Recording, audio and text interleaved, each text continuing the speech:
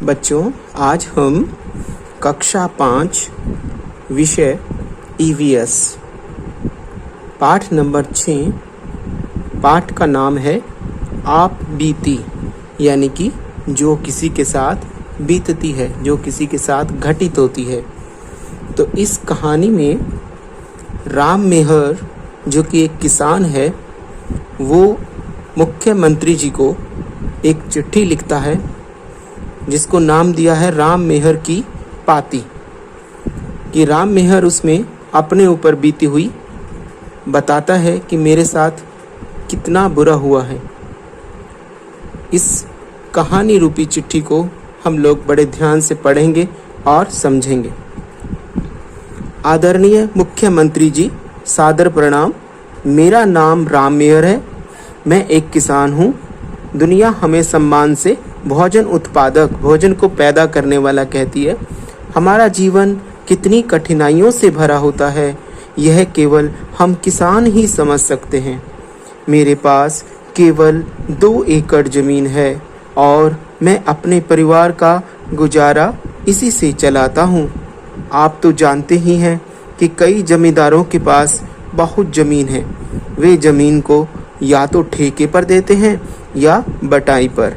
कुछ जमींदार खेतों का सारा काम मजदूरों से करवाते हैं। कुछ किसानों के पास अपनी ज़मीन नहीं है। वे दूसरों के खेतों में मजदूरी करके अपने परिवार का पालन पोषण करते हैं। हमारे गांव के कुछ किसान अनाज उगाते हैं, कुछ दालें और कुछ सब्जियां। कई किसानों के फलों के बाग भी हैं। कुछ साल पहले तक तो ज़मीन की उपज से परिवार का गुजारा हो जाता था, लेकिन अब एक समान और नियमित वर्षा न होने के कारण गुजारा करना मुश्किल हो रहा है।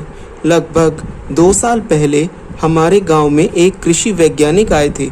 उन्होंने बताया था कि ज़्यादा उपज के लिए खाद के साथ साथ सही मात्रा में उर्वरक और अच्छी किस्म के बीजों का प्रयोग करना चाहिए। सही समय पर फसलों की सिंचाई और कीड़ों से बचाव का प्रबंध भी जरूरी है। खेत में बार बार एक ही तरह की फसल बोने से मिट्टी में कई पोषक तत्वों की कमी हो जाती है, इसीलिए फसलों को अदल बदल कर बोना चाहिए।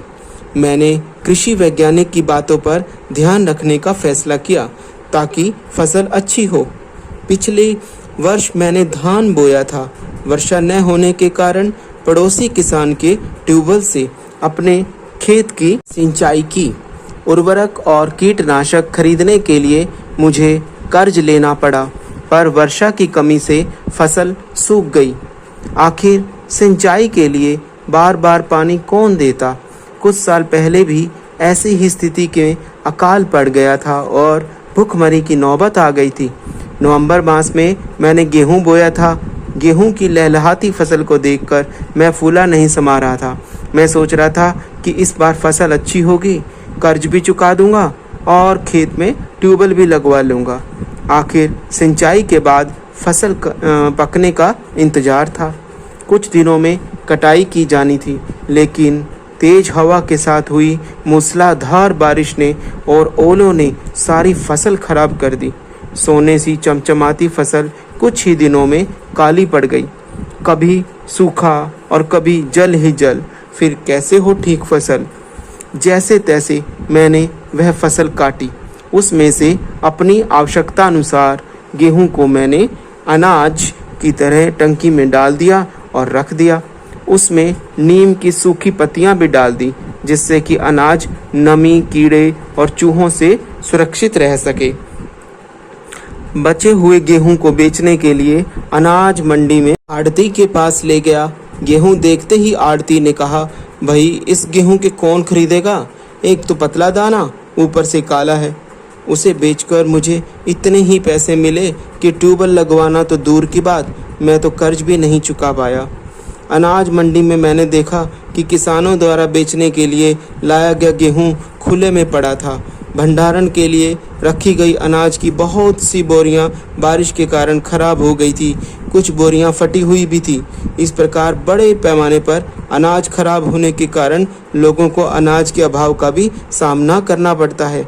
मेरा आपसे निवेदन है कि सरकार द्वारा किसानों के हित में उचित योजनाएं बनवाने का कष्ट करें तथा हम किसानों की खून पसीने की मेहनत से उगाए अनाज के उचित भंडारण की व्यवस्था कराएं। धन्यवाद। राम मेहर। तो बच्चों, आपने देखा राम मेहर ने अपने फसल के बारे में मुख्यमंत्री जी से जिक्र किया और उसने केवल अपना नहीं, अपने साथ साथ सभी किसानों की समस्याओं को भी बताया। उसने बताया कि कैसे उनकी फसल खराब हो जाती है, कैसे गरीबी के कारण वो अपना कर्ज भी नहीं चुका पाते और वर्षा पर पूरी तरीके से निर्भर होते हैं। सिंचाई के उचित साधन नहीं होने के कारण उनकी फसल खराब हो जाती है।